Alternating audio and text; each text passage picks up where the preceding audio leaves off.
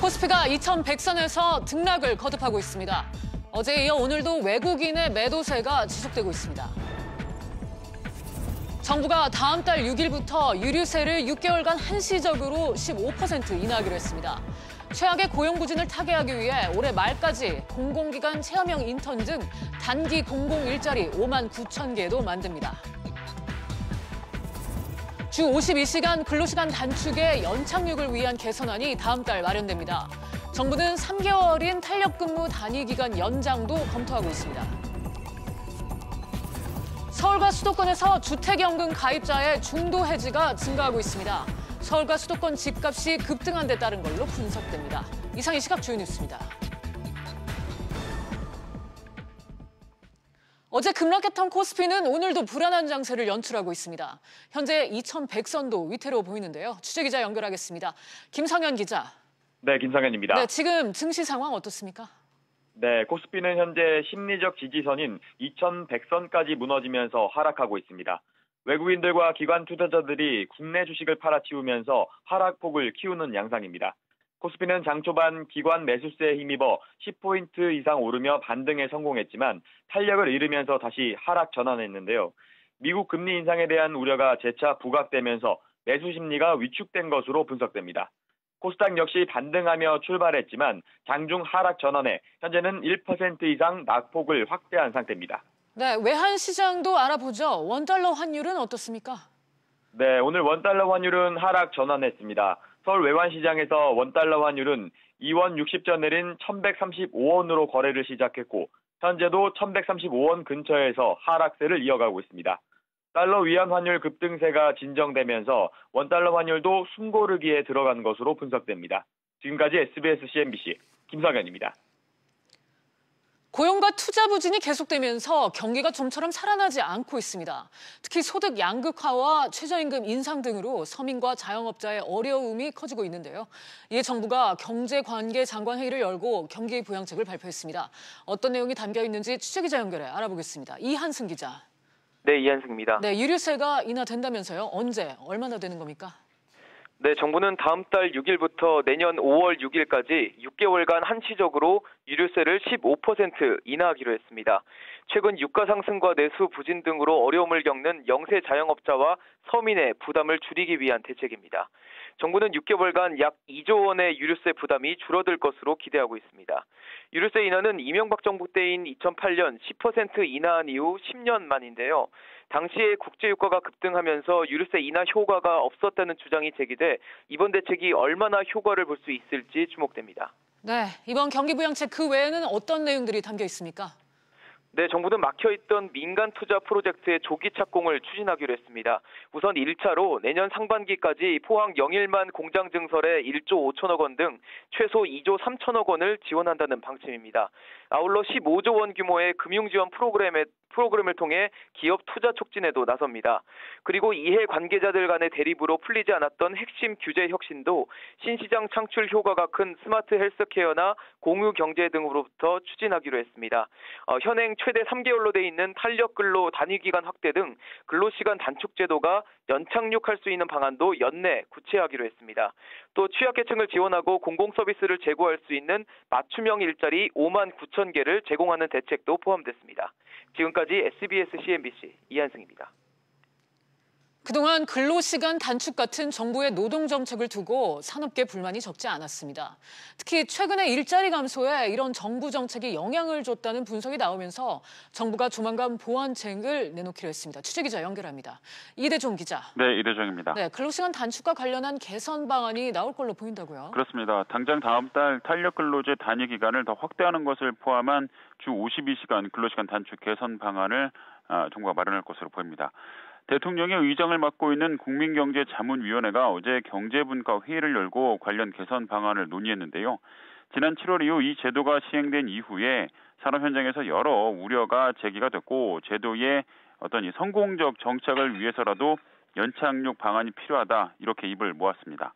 탄력 근로제는 특정 기간의 평균 근로시간을 주 52시간으로 맞추는 제도입니다. 현재는 적용 기간을 최대 3개월로 제한하고 있습니다. 네, 개선을 한다면 어떤 방식이 가능할까요? 일단 적용 기간을 늘리는 방향이 유력합니다. 단위기간 연장은 관련 제도가 전면 도입된 이후 기업들이 꾸준히 요구했던 사항이기도 했습니다. 적용 기간인 3개월이 짧다면서 6개월 정도가 적절하지 않느냐 이런 의견이 많았는데요. 최근 이재갑 고용노동부 장관 역시 최장 3개월인 탄력근로제 단위 기간을 유연화할 필요가 있다 이렇게 말을 했습니다. 실질적으로 단위 기간을 늘릴 것으로 방향을 잡을 것으로 보이는데요. 정부는 이르면 다음 달 초 관련 개선 방안을 내놓을 것으로 보입니다. 지금까지 SBS CNBC 이대정입니다. 실업자가 늘면서 국민연금 보험료 일부를 정부가 지원해주는 실업 크레딧 신청자가 80만 명을 넘었습니다. 더불어민주당 남인순 의원이 국민연금공단에서 받은 국민연금 실업 크레딧 신청 현황을 보면 지난 8월까지 81만 명이 실업 크레딧을 신청했습니다. 특히 올해 들어 8월까지 실업 크레딧 신청자가 31만 2천 명이나 됐습니다. 금융당국이 내년에 카드사 가맹점 수수료를 1조 원 절감하는 방안을 추진합니다. 업계에 따르면 금융위원회는 내일 카드사 관계자를 불러 카드 수수료를 인하 방안을 논의하고 당정 협의를 거친 후 다음 주 최종 방안을 발표할 예정입니다. 1조 원은 8개 카드사 지난해 수수료 수익의 8.6%에 달하는 규모입니다. 집값 오름세가 계속되면서 주택연금을 중도에 해지하는 경우가 급증한 걸로 조사됐습니다. 서울 지역의 경우 지난해 전체 해지 건수를 벌써 넘어섰는데요. 취재기자 연결해 알아보겠습니다. 김한진 기자. 네, 김한진입니다. 네, 주택연금 해지 건수가 크게 늘었다고요? 네, 주택연금은 만 60살 이상 주택보유자가 주택금융공사에 집을 담보로 제공하고 매달 노후자금을 받는 제도인데요. 국토교통부와 주택금융공사가 국회 국토교통위원회 김상훈 의원에게 제출한 자료에 따르면 서울 주택연금 중도 해지 건수가 2016년 274건에서 지난해 412건으로 늘었고 올해는 지난달까지 493건으로 이미 지난해 수준을 훌쩍 넘겼습니다. 경기도는 지난 2016년 288건에서 지난달 361건으로 늘었습니다. 주택연금 연간 중도 해지 건수에서 서울과 경기도가 차지하는 비중은 2016년 58.9%에서 올해 73.1%로 높아졌습니다.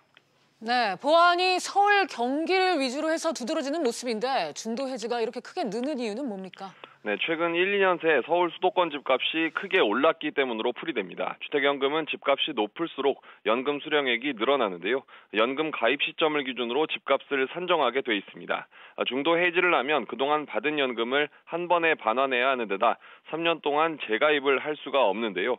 그럼에도 주택연금을 해지하고 나중에 다시 가입해서 연금 수령액을 늘리거나 그냥 집을 파는 게 이익으로 여겨질 만큼 집값이 오르면서 중도 해지가 가파르게 늘어났다는 분석입니다. 하지만 나중에 집값이 오르리라는 보장이 없고 다시 가입을 하더라도 집값의 1.5% 수준인 재가입 부대 비용 등을 내야 하는 만큼 성급한 해지는 바람직하지 않다는 지적입니다. 지금까지 SBS CNBC 김한진입니다.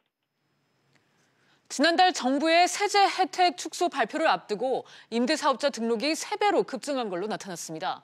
국토교통부는 지난달 26,279명이 임대사업자로 신규 등록해 한 달 전보다 207.8% 증가했다고 밝혔습니다. 임대사업자에 대한 세제 혜택을 축소하는 정부의 9.13 대책 발표로 집주인들이 서둘러 임대 등록에 나섰기 때문으로 분석됩니다. 고위직으로 있다가 은퇴한 공무원들 가운데 공무원연금을 절반만 받는 사람들이 5천 명이 넘는 걸로 나타났습니다. 퇴직 후에도 소득이 1억 원을 넘었기 때문인데요.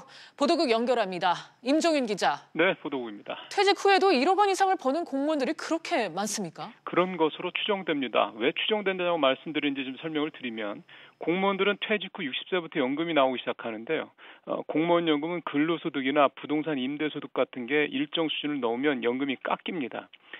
최대 절반까지 줄어들 수가 있는데 그 기준점이 1억 원 전후라는 게 공무원연금공단의 얘기입니다.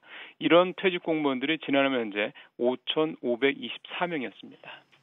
네, 어느 부처 출신들이길래 퇴직한 뒤에도 그렇게 돈을 많이 버나요? 가장 고소득 퇴직자가 많은 부처는 기획재정부였습니다. 1,532명으로 전체의 3분의 1 가까이 되니까 압도적이었는데요.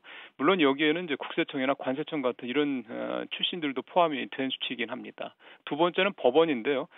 퇴직 후 변호사 개업을 주로 한다는 점에서 고소득 퇴직자들이 많았고요. 법무부, 교육부, 국토교통부 출신들이 뒤를 이었습니다. 평균적으로 보면 이해관계가 복잡한 업무를 많이 다루는 부처일수록 퇴직한 뒤에 고소득자가 많다는 분석입니다. 네, 좀 다른 얘기 좀 해보죠. 각 분야별로 소득 상위 1%가 얼마를 버는지 통계가 나왔다고요? 예, 더불어민주당 김두관 의원이 국세청으로부터 받은 국감 자료에 들어있는 내용들인데요. 1등은 금융소득 상위 1% 소득자인데 연간 44억 원 이상을 벌었고요. 2등은 사업소득 상위 1%자 연간 4억 5천만 원을 벌고 있었습니다. 3위는 부동산 임대소득자 상위 1%인데 이 사람들은 연간 3억 5천만 원을 지난해 기준으로 벌었습니다. 꼴찌가 근로소득 상위 1%인데요. 2억 4천만 원으로 가장 다른 분야에 비해서 가장 낮았습니다. 종합해서 보면 금융소득 1%의 소득은 근로소득 상위 1%보다 18배, 거의 20배 가까이 더 많이 벌고 있었습니다. 보도국에서 전해드렸습니다. 평소 음주량이 과도하면서 담배까지 피우면 자살 위험이 최대 256배까지 치솟는다는 분석이 나왔습니다. 연세대 원주의대 연구팀은 국민건강영양조사에 참여한 21,600여 명을 대상으로 음주와 흡연이 자살에 미치는 영향을 분석한 결과 이같이 나타났다고 밝혔습니다. 논문을 보면 흡연자가 과도한 술을 마실 경우 자살을 시도할 위험이 남성은 최대 256배, 여성은 최대 104배까지 높아지는 것으로 분석됐습니다. BMW가 차량 화재 우려에 따른 리콜을 전 세계로 확대했습니다. AP통신 등에 따르면 BMW는 화재를 초래할 수 있는 냉각수 누출 때문에 전 세계 160만 대로 리콜 범위를 늘린다고 밝혔습니다.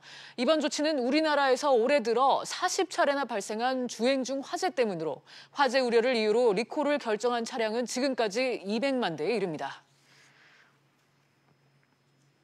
지난달 남북 정상회담을 위해 평양을 방북했던 특별 수행단이 어제 저녁 다시 만났습니다. 평양 방문 당시에 소회를 나누고 친목을 다지기 위해서인데요. 기업 총수들은 대부분 불참했습니다. 자세한 소식 취재기자 연결해 들어보겠습니다. 안지혜 기자. 네, 안지혜입니다. 네, 제3차 남북 정상회담 특별 수행단 모임, 이른바 고려회 첫 모임이 있었다고요? 네, 그렇습니다. 지난달 방북했던 특별 수행원들이 어제 저녁 서울 광화문에서 만났습니다. 이번 모임은 문정인 대통령 통일외교안보 특별보좌관의 제안으로 추진됐는데요. 이해찬 더불어민주당 대표와 송경식 한국경영자총협회 회장, 또 현정은 현대그룹 회장 등 총 20여 명이 참석했습니다.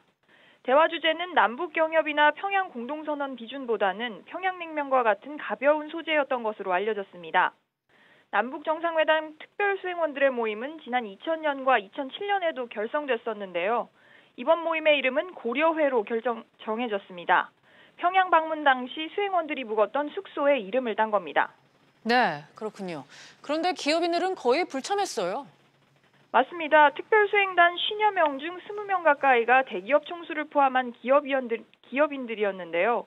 당초 참석 여부로 관심을 모았던 이재용 삼성전자 부회장과 최태원 SK그룹 회장, 또 구광모 LG그룹 회장 등 대부분이 모습을 나타내지 않았습니다. 재계 일각에서는 기업인들이 대북 투자에 부담을 느껴 불참했다는 해석이 나오고 있습니다. 아무리 식사 모임이라도 대북 투자에 대한 얘기가 안 나올 수 없는데 미국이 대북 제재를 주도하는 상황에서 이 같은 구상을 풀어놓기란 어려웠을 거란 겁니다. 한편 고려회는 내년 1월쯤 두 번째 모임을 갖기로 했습니다. SBS CNBC 안지혜입니다. LG 디스플레이는 지난 3분기 1,401억 원의 영업이익을 냈다고 공시했습니다. 지난 1, 2분기 연속 영업 손실을 기록했다가 3분기 만에 흑자로 전환했지만 1년 전보다 76% 감소했습니다. 매출액도 6조 1,000억 원으로 1년 전보다 12.5% 줄었습니다. 외환위기 수준의 고용 위축과 투자 부진이 지속되고 있고 미중 무역 갈등에 국제통화정책, 국제유가 상승 등 대외 위험 요인까지 상존하고 있습니다. 여러 상황이 복잡하게 얽혀 있지만 경제가 많이 어렵다 이렇게 풀이할 수 있을 텐데요. 이에 정부가 최근 고용, 경제 동향에 맞춘 경기부양책을 내놨습니다. 얼어붙은 한국 경제를 끌어올릴 수 있을지 전문가와 한번 얘기 나눠보도록 하겠습니다. 최진봉 성공회대 교수 나오셨습니다. 교수님 어서 오세요. 네, 안녕하세요. 네, 경기 회복세 판단을 고집을 해왔었는데 그랬었죠. 정부가 이 지속된 경제 지표 악화에 결국 손을 든 모양새예요. 그렇습니다. 아무래도 내년 세계 경제 성장률을 여러 기관들이 다 예측을 하는 거 보면 낮춰잡고 있어요. 대체적으로. 우리도 지금 성장률을 낮추고 있는 상황 아니겠습니까? 그런 상황이고 또 고용 여건이라는 것도 단기간에 회복될 가능성은 낮습니다. 지금 우리나라 같은 경우에. 이런 상황에서 단기간에 개선이 힘들다. 그러면 결국 심리적 반전이 필요하다고 판단했던 것 같아요. 그러니까 1차적으로는 현재 상황으로 봐서는 경기가 그렇게 금방 좋아질 가능성은 낮지만 그럼에도 불구하고 우리가 가만히 손 놓고 있을 수는 없는 거잖아요. 우리 소위 보릿고개란 말까지 쓰고 있는데 네. 그런 보릿고개를 잘 넘어가기 위해서는 심리적 반전이 필요하고 그 반전을 위해서 오늘 여러 가지 이제 투자, 고용 관련된 지표들 또 그걸 개선하기 위한 정부의 대책들이 발표됐다고 볼 수 있을 것 같습니다. 네. 오늘 이제 정부가 경기 부양책을 내놓은 거죠. 예, 그래서 이제 그렇습니다. 민간 공공부문 투자 활성화에 대한 뭐 언급도 있었고요. 예. 민간은 금융세제 지원을 통해서 공공은 지역경제 활성화를 통해서 이렇게 이제 경제를 부양하겠다 이렇게 초점이 맞춰져 있습니다. 그렇습니다. 이제 기업 같은 경우는 투자금을 15조 원 정도 풀겠다고 얘기를 했는데요. 네. 내용이 주로 뭐냐면 대출 출자 프로그램을 연내 가동을 하겠다는 건데 기업이 만약 시설 투자를 하는 경우가 있지 않겠습니까? 예. 새로운 어떤 사업의 확장을 위해 시설 투자를 하거나 또는 노후 설비를 개선하는 경우, 그러니까 노후된 설비들을 새로운 설비로 만드는 경우 이때는 약 5조 원 정도를 정부가 어떤 금융기관을 통해서 지원해 주겠다는 거거든요. 그러니까 결국 기업으로 하여금 새로운 일자리를 만들어낼 수 있는 동력을 마련해 주겠다는 게 원칙인 것 같고 기업들이 정말 투자를 안 하고 지금 있는 게 문제예요. 설비 투자도 지금 안 되고 있고 그러다 보니까 정부가 지원을 통해서라도 기업들이 적극적으로 투자에 나설 수 있도록 하는 그런 분위기를 만들어 보겠다는 의지에서 아마 이런 정책을 펴는 게 아닌가 이런 생각이 듭니다. 네. 한편 정부가 예고했었던 유류세 인하 방안 그리고 조선소나 자동차 등 업종별 지원도 이번 대책에 담겨 있습니다. 그런데 이게 단기 부양책 아니냐? 실제로 이게 뭐 경기 부양 효과를 낼 수 있겠느냐? 뭐 이런 지적도 나오고 있습니다. 뭐 그런 지적도 나오고 있어요. 왜냐하면 지금 유류세 인하가 15% 인하를 하기로 했고요. 네. 6개월 동안 하기로 했거든요. 예. 근데 이제 6개월 동안 하면서 과연 이게 전반적으로 경제를 살릴 수 있는 기회가 될 거냐 하는 부분에 있어서 의문을 제기하는 부분도 있지만 그러면 이렇게 우리가 또 반론을 할 수 있지 않겠어요? 그럼 손 놓고 있을 거냐? 그러니까 뭔가 할 수 있는 모든 방안들을 동원해야 되는 상황이거든요. 지금 상황에서는. 그래서 유류세라고 하는 것은 사실 중소기업이나 아니면 자영업자나 이런 분들한테 일정 부분 도움을 줄 수 있는 부분이라는 생각이 들어요. 물론 일각에서는 또 뭐 자동차 많이 타고 다니고 고급 자동차 타고 다니시는 그런 얘기가 분들한테만 나오고 있죠. 이익을 주는 거 아니냐 이런 네. 얘기가 있지만 그럼에도 불구하고 많은 부분 지금 자영업자들도 차를 계속 운행을 해야 되는 상황이잖아요. 네. 또 뭐 중소기업 하는 분들 같은 경우에는 차량뿐만 아니라 실제적으로 기계를 가동하고 설비를 가동하는데도 유류가 많이 들어가는 부분도 있어서 그 부분도 일정 부분 도움을 줄 거라고 보여지고 그다음에 지역 경제 활성화를 위해서는 특히 이제 맞춤형으로 하는 부분이 있어요. 네. 예컨대 군산, 거제 같은 경우 조선 산업이 어려워지고 GM 공장이 철수하면서 지역 경제가 상당히 어려워졌어요. 그 지역 경제가 어려워진 지역에 공공 일자리를 좀 마련해 주겠다는 거거든요. 그래서 상권을 살리기 위해서는 일자리가 생겨야 되는 것이고 네. 일자리가 생기면 사람들이 돈을 쓰게 되니까 상권도 살아날 것이다. 그래서 일정 부분 조선소나 자동차 산업 때문에 어려움을 겪고 있는 지역에 맞춤형으로 공공 일자리를 좀 늘리겠다라는 게 이번에 이제 투자의 주요 내용이라고 볼 수 있을 것 같습니다. 그러니까 이렇게 뭐 부양책이 단기적으로 보일지라도 그게 또 장기적으로 좀 효과를 낼 수 그렇죠. 있다. 마중물 역할을 할 수 있는 상황이라고 보여지고요. 일단 네. 단기적으로라도 경제를 일정 부분 좀 이렇게 강화시킬 수 있는 방안들을 마련내면 따로 올 수 있는 부분도 있다고 보는 것이죠. 정부 입장에서는. 네. 사실 이제 대내 환경을 보면요. 예. 금융 쪽도 불리하게 돌아가고 있는 모양새입니다.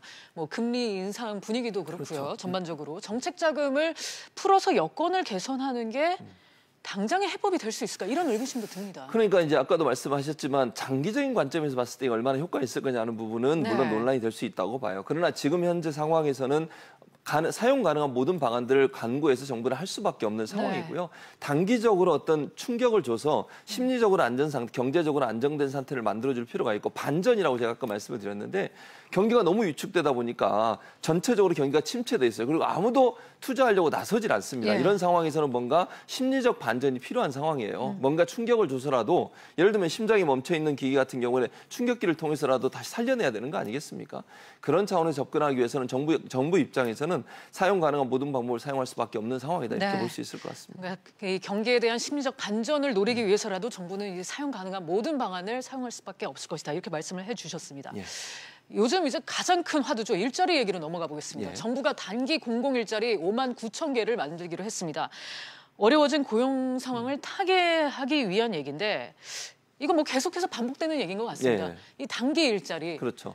어느 정도의 효과를 기대할 수 있을까요? 그 효과라고 하는 것이 이제 일단 제한적일 수밖에 없어요. 이게 네. 장기적 일자리가 아니고 뭐 고용이 예를 들어서 인턴 정도로 일을 하는 거거든요. 그래서 뭐 체험형 인턴이 5,300명 네. 정도, 행정 업무 인원이 한 2,300명, 그리고 지원하는 부분까지 다 합치면 5만 9천 개 정도의 공공기관 인턴이나 맞춤형 일자리를 만들겠다는 것인데 이게 뭐 단기적인 성과가 있다 할지라도 지금 상황에서 고용이 그렇게 질이 좋아지지 않고 있는 상황이잖아요. 네. 그러면 계속 제가 아까 보릿고기란 말을 썼잖아요. 일자리 보릿고기라고 하는 시기를 지금 겪고 있는데 이 보릿고기를 위해서는 뭔가 비축에 있는 걸 풀어서 사람들의 어떤 생활을 일정 부분 유지해 줄 수 있도록 하는 충격이 필요하다고 본 것 같고요. 이게 결국 이제 나중에 보릿고기가 지나고 나면 수확이 일어나고 어떤 기업들이 성과를 내게 되면 더 많은 사람을 또 고용하고 뽑지 않겠어요? 그런 차원에서 본다고 하면 지금은 일자리 보릿고기라고 보는 것이고 정부 입장에서 이 보릿고기를 넘어가기 위해서는 정부가 가용한 모든 자원들을 동원해서 일자리를 만들어내서 단기라 하더라도 경제적인 어떤 필요를 채울 수 있는 그런 어떤 구조를 만들어주는 게 필요하다고 보는 것 같고요. 일자리 보릿고기가 지나고 나면 경기가 호전되거나 개선됐을 때는 기업들이 일정 부분 또 새로운 인력을 추구할 수 있는 기회가 되기 때문에 그 사이에 필요한 그런 조치다 이렇게 한번 판단해서 조치를 취하는 것으로 이해할 수 있을 것 같습니다. 네. 교수님 지금 뭐 일자리 보릿고개라고 하셨고 뭐 일각에서는 또 고용 참사라고도 하는데 이런 원인들로는 최저임금 인상 그리고 근로시간 단축이 끊임없이 제기가 됐습니다. 얼마 전에 뭐 KDI도 조심스럽게 이 정부의 정책에 대해서 뭐 얘기를 한 것 같고요. 예. 개선 방안이 나올 수 있을까요? 이번에 사실은 개선 방안이 조금은 나왔어요. 네. 그러니까 주 52시간 근로시간 단축 문제 있지 않습니까? 이 문제를 이번에 발표 내용에 뭐가 들어갔냐면 연내 이걸 좀 연착륙하는 대책을 만들어 보겠다. 네. 지금 현재는 탄력 근로 단위 시간이라고 하는 게 있지 않습니까? 그러니까 일을 많이 하는 기간은 일을 많이 하고 나머지는 쉬게 하는 그런 건데요. 이걸 지금 최대 3개월로 돼 있어요. 이걸 6개월 또는 1년으로 연장하는 방안들을 검토하겠다고 그랬어요. 그래서 이 부분에 대해서는 주 52시간 근로시간 단축 문제에 대해서는 정부도 일정 부분 변화나 아니면 연착륙에 대한 필요성을 인식하고 있기 때문에 추후에 이 부분은 변화될 가능성이 있다고 봅니다. 네. 지금 뭐 어려워진 경제 상황인 만큼 특단의 대책이 나오고 있습니다. 뭐 오늘 정말 뭐 단기 대책이라고는 하지만 뭐 정부 입장에서는 내놓을 수 있는 카드를 최대한 내놓겠다는 의지로 풀이가 되는데 결국은 근본적으로 이 경제 체질이 변해야 되는 거 아닌가 이런 그렇죠. 생각도 드는데 네.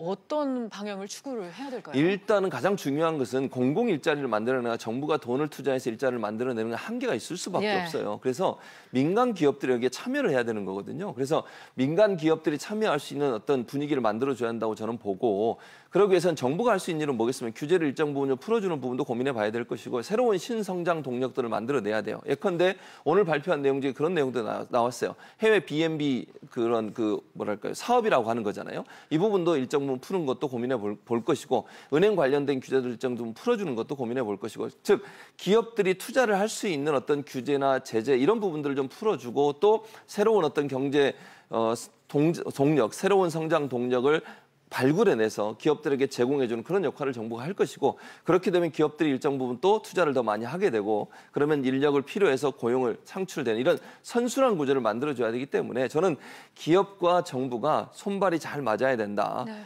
그래서 기업이 사업 잘할 수 있는 분위기를 정부가 만들어주고 기업은 그렇게 사업이 잘 되면 고용을 창출해서 일자리를 만들어내고 경제가 살아날 수 있는 어떤 구심점 역할을 해줘야 된다. 이렇게 이해할 수 있을 것 같습니다. 네, 정부가 나서서 이렇게 공공기관의 일자리를 만들고 하는 거 분명 마중물 역할은 할 수 있지만 결국은 민간이 나서야 된다는 거 그거 강조를 해주셨습니다. 그렇습니다. 정말 신속하게 조속하게 이런 민간과 공공기관의 선순환 투자 구조가 좀 만들어져야 될 것 같습니다. 오늘 말씀 여기까지 들을게요. 교수님 네, 감사합니다. 이 시각 증시 상황 함께 살펴보시죠. 미중 무역 전쟁이 장기화되고 더 격화될 것으로 우려되면서 어제 국내 증시가 큰 타격을 입은 모습이었습니다. 코스피 1년 7개월 만에 심리적 지지선인 2100선까지 장중 붕괴되면서 연중 최저점을 기록했었는데요. 현재는 0.24% 상승해서 코스피 2110선에서 거래되고 있고 코스닥 같은 경우에는 0.46% 하락해서 715선에서 거래되고 있습니다. 코스피 수급 상황 보시겠습니다. 네, 지금 상승 전환한 코스피 개인과 외국인의 동반 매도세가 이어지고 있고 기관이 홀로 2,300억 원 순매수하고 있는 모습입니다. 코스피 시가총액 상위 종목입니다. 우선 반도체 종목 위주로 살펴보시겠습니다. 미국 리서치사 SIG가 메모리 반도체 업체들의 투자 의견 하향 조정을 하면서 영향으로 반도체 업체 주가가 악영향을 미친 모습입니다. 삼성전자와 SK하이닉스 동반 약세권에서 보이고 있습니다. 제약 바이오주 같은 경우에는 셀트리온의 블록길 여파가 가시지 않은 모습입니다. 삼성 바이오로직스가 3분기 실적 예상치를 부합하긴 했지만 약세 보이고 있고요. 셀트리온 역시 하락세입니다. LG 디스플레이와 포스코 같은 경우에는 3분기 흑자 전환 소식에 상승세 보이고 있습니다. 이 외에 청정원 런천미트 세균 검출 사태로 해당 제품을 출시한 대상은 하락 흐름을 보이고 있습니다. 코스닥 수급 상황입니다. 코스닥 지금 장 초반 초반엔 상승 출발했지만 하락 전환한 모습인데요. 개인이 홀로 320억 원 순매수하고 있고 외국인과 기관의 동반 순매도세에 이어지고 있습니다. 코스닥은 변화가 큰 종목들 위주로 살펴보시겠습니다. 우선 HLB가 리보세라닌 위암과 폐암 환자 완전관의 사례 발표 소식에 강세 보이고 있습니다. 5% 상승해서 10만 4천 원 선에서 거래되고 있고요. 넥스턴 역시 147억 원 규모의 IT기기 장비 공급 계약 소식에 급등세입니다. 서전기전 역시 우산증자 권리약 소시 효과로 강세 보이고 있습니다. 지금까지 증시 상황 알려드렸습니다. 오늘 저희가 준비한 내용은 여기까지입니다. 시청해주신 여러분 고맙습니다.